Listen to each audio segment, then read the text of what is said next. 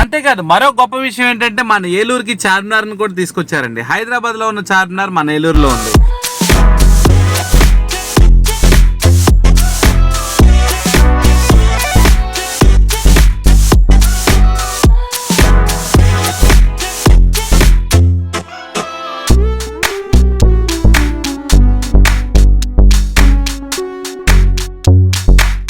ఈ ఎగ్జిబిషన్ లో నాకు బాగా నచ్చిన వాల్ ఈ వాల్ అండి. ఈ వాల్ లో ఉన్న విజువల్ సినిమాలో కూడా చాలా కీలకమైన ఘట్టం. సో చాలా బాగా నచ్చిన సీన్ ఇది.